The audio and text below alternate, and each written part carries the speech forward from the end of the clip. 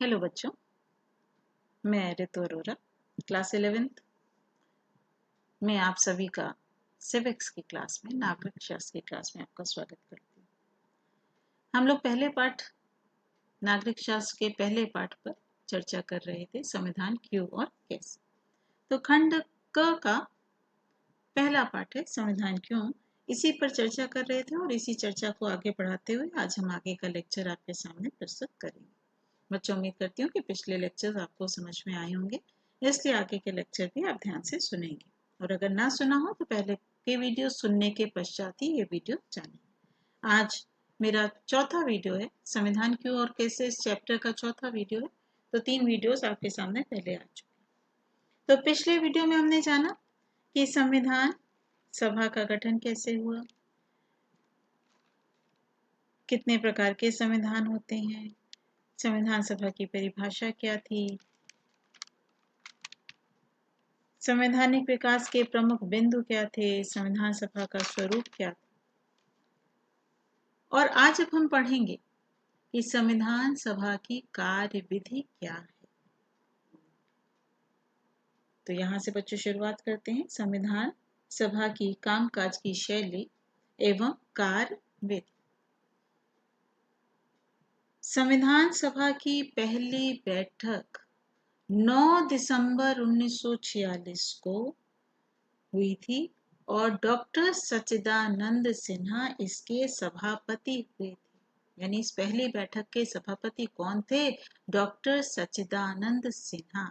उन्हीं के सभापतित्व में ही हमारे संविधान सभा की पहली बैठक 9 दिसंबर 1946 को आहूत की गई थी, अर्थात पूरी की गई। 11 दिसंबर 1946 को डॉक्टर राजेंद्र प्रसाद को संविधान सभा का स्थायी अध्यक्ष चुना गया। स्थायी अध्यक्ष मतलब जो हमेशा बने रहते हैं, यानी जब एक बार इनको चुन लिया गया। कब चुना बच्चों? 11 दिसंबर 1946, यानी स्वतंत्रता के पूर्व उन्हें स्थायी अध्यक्ष बना दिया गया था और जब तक हमारा संविधान बन नहीं गया तब तक वो उसके अध्यक्ष बने रहे, हेड बने रहे। तो संविधान सभा के स्थायी अध्यक्ष कौन थे? डॉक्टर राजेंद्र प्रसाद, जो बाद में हमारे देश के प्रथम राष्ट्रपति भी हुए। कब बने बच्चों ये? 11 दिसंबर 1946 को। 9 दिसंबर 1946 को पहली बैठक संविधान सभा की हुई थी और 11 दिसंबर को उनको डॉक्टर राजेंद्र प्रसाद को स्थायी अध्यक्ष चुन लिया गया। फिर 2 दिन बाद 13 दिसंबर 1946 को पंडित जवाहरलाल नेहरू ने संविधान सभा में उद्देश्य संबंधी प्रस्ताव प्रस्तुत किए, जिन्हें 22 जनवरी 1947 को संविधान सभा ने पारित कर दिया। और संविधान सभा द्वारा जो पारित उद्देश्य प्रस्ताव था उसके प्रमुख बिंदु क्या थे बच्चों? वो निम्नलिखित हैं। पहला, भारत एक स्वतंत्र और संप्रभु गणराज्य, एक स्वतंत्र गणराज्य होगा। जब हम अपने देश का संविधान बना रहे हैं, उसके लिए जब हम संविधान सभा गठित कर रहे हैं तो हमने ये कल्पना कर ली कि भारत एक स्वतंत्र होगा, स्वतंत्र देश होगा और संप्रभु होगा, यानी आंतरिक और बाह्य शक्तियां दोनों भारत के ही पास होंगी, उस पर किसी दूसरे देश का कोई हस्तक्षेप नहीं होगा। भारत ब्रिटेन के अधिकार में आने वाले भारतीय क्षेत्रों, देशी रियासतों और देशी रियासतों के बाहर के ऐसे क्षेत्रों को हमारे संघ का अंग बनाना चाहते हैं, उन सभी को मिला करके एक देश बनेगा, एक संघ बनेगा। इसीलिए कहते हैं भारत 28 राज्यों का एक संघ है। संघ की इकाइयां स्वायत्त होंगी, यानी जो विभिन्न विभिन्न राज्य बन गए। भारत एक देश है, भारत देश के जितने राज्य हैं वो उसकी इकाइयां हैं। तो जितनी भी इकाइयां वो स्वायत्त होंगी, उन्हें कुछ शक्तियां दे दी गई हैं। जैसे उत्तर प्रदेश के पास अपनी शक्ति है, उत्तराखंड के पास अपनी, मध्य प्रदेश के पास अपनी, महाराष्ट्र। ये शक्तियां अपने अपने राज्यों, अपने अपने कार्यों का संपादन करेंगी और ये शक्तियां संघ सरकार को नहीं दी गई, बल्कि ये शक्तियां एक राज्य सरकार को प्रदान कर दी। संप्रभु और स्वतंत्र भारत तथा इसके संविधान की समस्त शक्तियां और सत्ता का स्रोत किसको दिया गया? जनता को दिया गया। यानी जनता ही अंतिम स्रोत है संविधान की शक्ति का, संविधान की सत्ता का अंतिम स्रोत जनता ही है। भारत के सभी लोग, देश के सभी लोगों को मौलिक स्वतंत्रता की गारंटी दी जाएगी। सभी लोगों को सामाजिक, आर्थिक, राजनीतिक न्याय, कानून के सम्मुख समानता, प्रतिष्ठा, अवसर की समानता, कानून और सार्वजनिक नैतिकता की सीमाओं में रहते हुए भाषण, अभिव्यक्ति, विश्वास, धर्म, उपासना, व्यवसाय यानी सभी प्रकार की मौलिक स्वतंत्रता की गारंटी भी दी जाएगी और सुरक्षा भी सरकार की ओर से दी जाएगी। अल्पसंख्यक, पिछड़े, जनजातीय, दलित, अन्य पिछड़े वर्गों को भी पर्याप्त सुरक्षा दी जाएगी। गणराज्य की क्षेत्रीय अखंडता तथा जल, थल, आकाश में इसके संप्रभु अधिकारों की रक्षा सभ्य राष्ट्रों के कानून और न्याय के अनुसार की जाएगी। विश्व शांति और मानव कल्याण के विकास के लिए देश स्वेच्छा पूर्वक पूर्ण मनोयोग से योगदान करेगा। तो इस प्रकार ये हमारे देश की पहली बैठक में, संविधान सभा की पहली बैठक में ये शैली, कार्यशैली या कार्यविधि निश्चित की गई और इसके अनुसार ही कार्य करने का स्वरूप प्रारंभ किया। तो इस संविधान सभा के प्रमुख सदस्य कौन कौन से? संविधान सभा की पहली बैठक में जो सबसे ध्यान देने योग्य बात, चूंकि उस समय तक ये अंदेशा हो चुका था कि दो देश हो जाएंगे या देश का विभाजन हो जाएगा, एक भाग भारत के पास और एक भाग पाकिस्तान के पास चला जाएगा। इसलिए जब संविधान सभा की पहली बैठक हुई 9 दिसंबर 1946 को, तो उसमें मुस्लिम लीग के प्रतिनिधि शामिल नहीं हुए थे। तो संविधान सभा के प्रमुख सदस्य कौन कौन थे? पंडित जवाहरलाल नेहरू, डॉक्टर राजेंद्र प्रसाद, सरदार वल्लभ भाई Patel, doctor Bhimrao Ambedkar, KM. Munshi, Shrimati Durgabai Deshmukh, Maulana Abul Kalam Azad, Govind Vallabh Pant, Hridaynath Kunzru, doctor Radha Krishnan, Jagjivan Ram, Liaquat Ali खां, के.टी. शाह, कृष्णा स्वामी अय्यर, सरफिरोज खान नून, सुहरावर्दी आदि आदि बहुत से व्यक्ति थे, लेकिन ये प्रमुख व्यक्ति थे जो संविधान सभा के प्रमुख व्यक्ति। संविधान सभा के द्वारा विभिन्न समितियों का गठन किया गया। दूसरी बैठक में, पहली बैठक अभी मैंने बताई बच्चों आपको कि पहली बैठक कब हुई थी?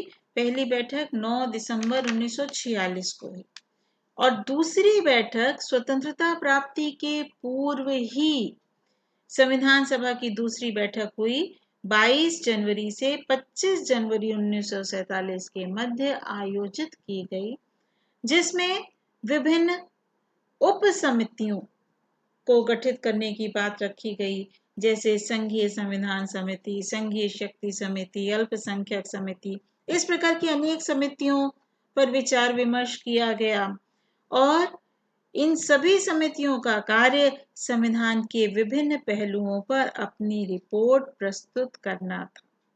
इन बैठकों की रिपोर्टों पर समवेत विचार विमर्श होता था और इसमें निहित सरकार के तत्कालीन कानून मंत्री डॉक्टर B.R. अम्बेडकर या भीमराव अम्बेडकर की अध्यक्षता उनसे संबंधित विभिन्न विषयों पर विचार विमर्श करने के लिए 29 अगस्त 1947 को एक प्रारूप समिति का गठन किया गया और प्रारूप समिति जो बनाई गई वो उस समय के हमारे जो कानून मंत्री थे डॉक्टर भीमराव अंबेडकर की अध्यक्षता में गठित की गई। तो कौन कौन सी समितियां बनाई गई बच्चों? अभी जैसा मैंने नाम लिया प्रारूप समिति, इसके अध्यक्ष थे डॉक्टर भीमराव अंबेडकर। संघ शक्ति समिति, इसके अध्यक्ष थे पंडित जवाहरलाल नेहरू। मूल अधिकार एवं अल्पसंख्यक समिति वल्लभ भाई पटेल, जिन्हें सरदार की उपाधि भी से भी जाना जाता है। प्रांतीय संविधान समिति, ये भी सरदार वल्लभ भाई पटेल। संघ संविधान समिति, पंडित जवाहरलाल नेहरू। संचालन समिति, यानी जो भी संविधान सभा का संचालन किया जाता था, किसकी अध्यक्षता में किया जाता था? डॉक्टर राजेंद्र प्रसाद की अध्यक्षता में किया जाता था। झंडा समिति, जे.बी. कृपलानी। इस प्रकार ये हमारे देश की प्रमुख समितियां थी।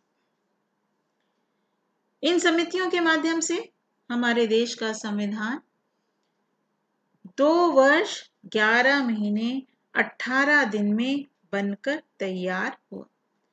संविधान सभा में कांग्रेस दल का वर्चस्व था। संविधान सभा में कांग्रेस दल का वर्चस्व था। आपको मालूम है, जब हम स्वतंत्र नहीं हुए थे या स्वतंत्रता प्राप्ति का प्रयास कर रहे थे, तो 1885 में देश में पहला राजनीतिक दल सामने आया और वो था कांग्रेस, जिसकी स्थापना 1885 में A.O. ह्यूम के द्वारा की गई।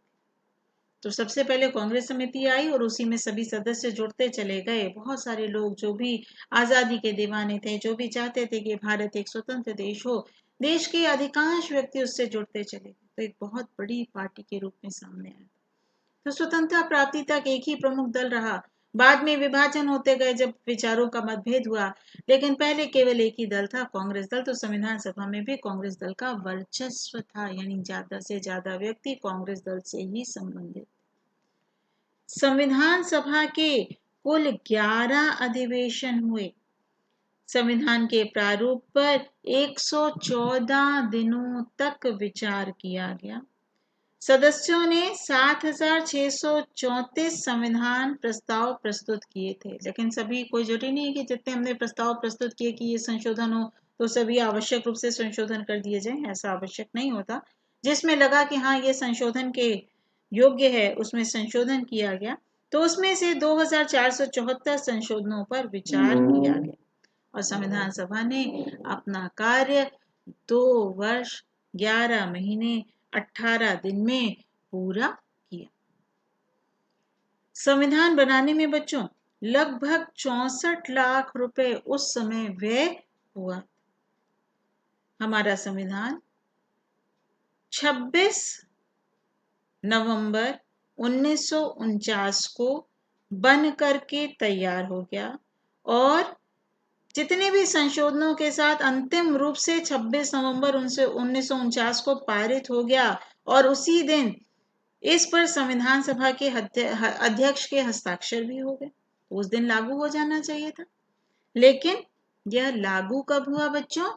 भारत का संविधान 26 जनवरी 1950 को लागू किया गया। ऐसा क्यों भारत का संविधान 26 नवंबर 1949 को लागू नहीं हुआ? क्यों 26 जनवरी 1950 को लागू हुआ? ऐसा इसलिए बच्चों कि 26 जनवरी 1930 को, यानी करीब 20 वर्ष पहले, देशवासियों ने रावी नदी के तट पर कांग्रेस के नेतृत्व में देश को पूर्ण रूप से स्वतंत्र कराने की प्रतिज्ञा की थी। अतः 20 वर्ष बाद यह प्रतिज्ञा पूरी होने पर इस पवित्र तिथि यानी 26 जनवरी, इस पवित्र तिथि को देश का संविधान लागू करने के लिए चुना। अतः तब से 26 जनवरी को ही हम बच्चों गणतंत्र दिवस मनाते हैं। क्यों मनाते हैं? क्योंकि इस दिन हमारे देश का संविधान लागू हुआ था। तो ये बात आपको स्पष्ट हो गई कि देश में स्वतंत्रता संग्राम के दौरान 26 जनवरी 1930 को देशवासियों ने रावी नदी के तट पर कांग्रेस पार्टी के नेतृत्व में देश को पूर्ण रूप से स्वतंत्र कराने की प्रतिज्ञा की थी। और 20 वर्ष बाद जब ये प्रतिज्ञा पूरी हुई तो उसी पवित्र तिथि को, उसी पवित्र डेट को, उसी पवित्र दिवस को देश का संविधान लागू करने के लिए चुना गया। अब है भारतीय संविधान के स्रोत। बच्चों, स्रोत मतलब होता है कहां से हमने उसे पढ़ा, उसे सीखा, कहाँ कहाँ से लिया गया। किसी भी देश का संविधान जब हम लेते हैं तो उसके लिए हम कई अध्ययन करते हैं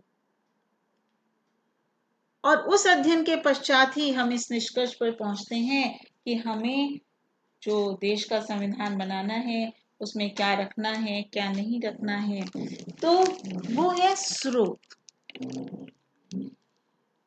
भारतीय संविधान के स्रोतों को, यानी कहाँ कहाँ से जब हमने संविधान लिखा तो हमने भी, हमारे देश के जो भी संविधान निर्माता थे उन्होंने भी बहुत सारे देशों के संविधानों का अध्ययन किया।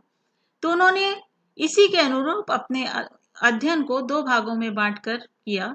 एक भारतीय संविधान के विदेशी स्रोत, एक भारतीय संविधान के देशज स्रोत। भारतीय संविधान के विदेशी स्रोत यानी जो दूसरे देशों से हमने लिया वो विदेशी स्रोत हैं, जो अपने देश से लिया वो देशी स्रोत। ठीक, दो बातें बच्चों कह रहे हैं। स्रोत मतलब क्या होता है, जो हमने दूसरे देशों से लिया वो विदेशी स्रोत हैं, और जो हमने अपने देश से लिया वो क्या है, देशज स्रोत हैं। तो भारतीय संविधान के विदेशी स्रोत ये सबसे पहले पढ़ेंगे। सबसे पहला, सबसे इंपॉर्टेंट, संयुक्त राज्य अमेरिका का जब हमने संविधान का अध्ययन किया तो वहां से हमने मौलिक अधिकार यानी कौन कौन से मूल अधिकार नागरिकों को मिलने चाहिए, राज्य की कार्यपालिका के प्रमुख सशस्त्र सेनाओं के सर्वोच्च कमांडर के रूप में राष्ट्रपति की नियुक्ति, न्यायिक पुनरावलोकन, संविधान की सर्वोच्चता, न्यायपालिका की स्वतंत्रता, देश का जो राष्ट्रपति है वो निर्वाचित हो, इसका ये भी हमने कहां से सीखा, अमेरिका के संविधान से सीखा। उपराष्ट्रपति की नियुक्ति, उच्चतम और उच्च न्यायालयों के न्यायाधीशों को हटाने की विधि, ये सब हमने कहां से सीखा, अमेरिका के संविधान से। ब्रिटेन के संविधान से क्या क्या सीखा, संसदात्मक शासन प्रणाली यानी देश में संसद हो, संसदात्मक शासन प्रणाली हो, एकल नागरिकता यानी पूरे देश में रहने वाली सभी नागरिकों को सिर्फ देश की नागरिकता दी जाएगी, विधि रचना प्रक्रिया, कानून निर्माण प्रक्रिया, मंत्रियों के क्या उत्तरदायित्व हैं, ये सभी हमने ब्रिटेन के संविधान से सीखा। आयरलैंड के संविधान से, बच्चों ये बहुत अधिक इंपॉर्टेंट है कि नीति निदेशक तत्व किस देश के संविधान से लिए गए, आयरलैंड से लिए गए। राष्ट्रपति के निर्वाचक मंडल की व्यवस्था, राष्ट्रपति द्वारा राज्यसभा में साहित्य, कला, विज्ञान और समाज सेवा आदि के क्षेत्र में ख्याति प्राप्त व्यक्तियों का मनोनयन करना, ये हमने आयरलैंड से सीखा। ऑस्ट्रेलिया के से क्या सीखा बच्चों, प्रस्तावना की भाषा, जो हमने आपको इसके बाद नेक्स्ट लेक्चर में आपको हम बताएंगे कि हमारे देश की प्रस्तावना क्या है, उसकी भाषा हमने कहाँ से ली है बच्चों, वो ऑस्ट्रेलिया से। समवर्ती सूची का प्रावधान, वो भी ऑस्ट्रेलिया से। केंद्र और राज्यों के बीच संबंध तथा शक्तियों का विभाजन, संसदीय विशेषाधिकार, ये हमने ऑस्ट्रेलिया से लिया। जर्मनी से क्या लिया बच्चों, जर्मनी के संविधान से क्या सीखा, आपातकाल के प्रवर्तन के दौरान राष्ट्रपति के मौलिक अधिकार संबंधी शक्तियां। कनाडा से हमने संघात्मक विशेषताएं, अवशिष्ट शक्तियां, ये केंद्र के पास ली। दक्षिण अफ्रीका से संविधान संशोधन की प्रक्रिया, रूस से मौलिक कर्तव्यों का प्रावधान, जापान से विधि द्वारा स्थापित प्रक्रिया, स्विट्जरलैंड से संविधान के सभी सामाजिक नीतियों के संदर्भ में निदेशक तत्वों का उपबंध, और इटली से मूल कर्तव्यों की भाषा एवं भावना, इसको जानने का प्रयास किया। लेकिन केवल विदेशी स्रोत ही हमारे पास नहीं, कुछ देशज यानी अपने देश के स्रोत भी हमारे पास थे। भारतीय संविधान के स्रोत में, देश स्रोतों में सबसे पहला, भारतीय संविधान के स्रोत में जब हम शुरुआत प्रस्तावना में बच्चों, नेक्स्ट लेक्चर में मैं वीडियो में बताऊंगी कि प्रस्तावना में पहला शब्द है हम भारत के लोग। हम ही को संबोधित किया गया, हम खुद ही अपने को संबोधित कर रहे हैं। तो ये जो शब्द लिखा गया, ये जो वाक्य लिखा गया हम भारत के लोग, ये वाक्य भारत शासन 1935 के अधिनियम से लिया गया है। 995 अनुच्छेदों में लगभग 250 अनुच्छेद इसी से लिए गए हैं। यानी जब 1935 में देश के लिए पहला संविधान की रचना करने का प्रयास किया गया था, उसी में थोड़ा बहुत परिवर्तन करके लगभग 250 अनुच्छेद समझते हैं बच्चों, पैराग्राफ लिए गए हैं। 1935 के अधिनियम के प्रमुख प्रावधान: संघ और राज्य के बीच शक्तियों का विभाजन, राष्ट्रपति की आपातकालीन शक्तियां, अल्पसंख्यक वर्गों के हितों की रक्षा, उच्चतम न्यायालय के निचले स्तर के न्यायालयों पर नियंत्रण, केंद्रीय शासन का राज्य के शासन में हस्तक्षेप और व्यवस्थापिका में 2 सदन होंगे। ये सभी बातें हमने अपने देश के जो 1935 का अधिनियम है उसी से लेकर सीखी। तो इस प्रकार अनेक देशों के संविधान से हमने सीखने का प्रयास किया। कभी हमने ब्रिटेन से कुछ लिया तो कभी दक्षिण अफ्रीका से, कहीं जापान से, कहीं यूएसएसआर यानी रूस से, कहीं अमेरिका से, कहीं फ्रांस से। तो इस प्रकार अनेक देशों का मिला जुला हिस्सा हमारे संविधान में देखने को मिलता है। बच्चों इतना ज्यादा हमने कई देशों से इसका अध्ययन किया तो कई बार हमारे देश के संविधान को उधार का थैला कहकर भी संबोधित किया गया, या विभिन्न देशों से के संविधान का एकत्रण के नाम से भी संबोधित किया गया, भानुमति के कुनबे के नाम से भी संबोधित किया गया, क्योंकि हमने बहुत देशों से इसे अच्छी अच्छी बातों को लेकर के अपने संविधान में डालने का प्रयास किया, ताकि हमारे देश का जो संविधान है वो विश्व का एक ऐसा संविधान बन सके जो अनेक देशों को के सामने ऐसी प्रस्तुति कर सके कि अनेक देश ये देखें कि भारत अपने देश का एक अच्छा संविधान निर्मित कर सकता है। तो बच्चों ये था आज का आपका टॉपिक। इसके लिए प्रमुख प्रश्न। पहला प्रश्न, संविधान के विभिन्न स्रोत बताइए, या भारतीय संविधान के विभिन्न स्रोत बताइए। अथवा दोनों एक ही प्रश्न है बच्चों, इसीलिए मैंने 2 बार प्रश्न एक लिखा, दोनों रूपों में पूछा जा सकता है। संविधान सभा ने विभिन्न देशों के संविधानों से क्या क्या ग्रहण किया, ये स्पष्ट कीजिए। बच्चों ये विस्तृत उत्तरीय या दीर्घ उत्तरीय प्रश्न है, तो इसका उत्तर कम से कम 2 पेज में आप लिखेंगे। दूसरा प्रश्न, 26 जनवरी को ही भारतीय संविधान क्यों लागू किया गया? ये लघु उत्तरीय प्रश्न है। 26 जनवरी को ही भारतीय संविधान क्यों लागू किया गया? अब बाकी तीनों चारों आपके अति लघु उत्तरीय प्रश्न है। तीसरा प्रश्न, संविधान सभा में किस राजनीतिक दल का वर्चस्व था? संविधान सभा के स्थायी अध्यक्ष कौन थे? संविधान सभा की प्रारूप समिति के अध्यक्ष कौन थे? और लास्ट बच्चों उसमें लिखा नहीं है लेकिन आप नोट कर लीजिएगा, भारतीय संविधान को बनने में कितना समय लगा? भारतीय संविधान को बनने में कितना समय लगा? तो ये प्रश्न करके बच्चों जल्दी से जल्दी प्रस्तुत कीजिएगा। आज के लिए इतना ही। धन्यवाद।